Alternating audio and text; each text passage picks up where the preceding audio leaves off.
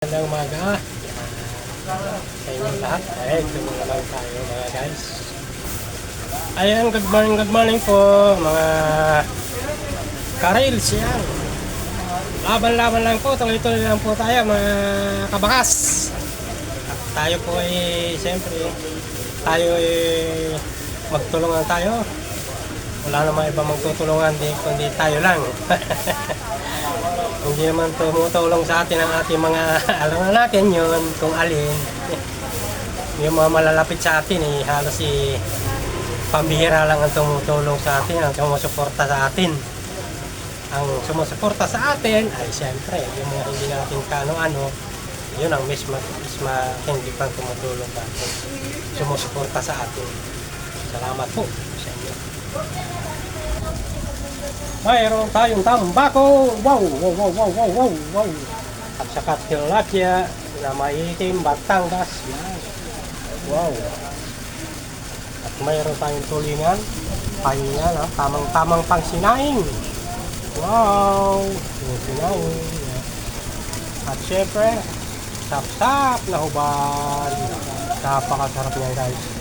At saka talakitok. Yan. Tamang-tama ang laki ng ating talakitok, no? Wow. Wow. Alumahan. Ayan. Parang nga alumahan natin mga guys. Tilapia at bangos. Wow. Ayan. Piliin na lang kayo guys. Yan.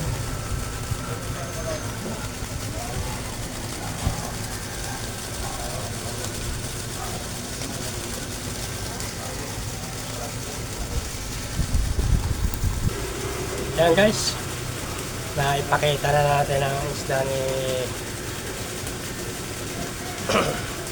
yung mga guys, pinakita na natin yung isda mo. Yan. Ayan, dahil napakasarap ng isda. Dahil ang talakitok guys, yan. Napakasarap niya sa bawan. At yun namang alumahan, prito. Yung sapsap, napakasarap niya. Pinangat. Pinangat. Pangatlong init, pangalawa yan.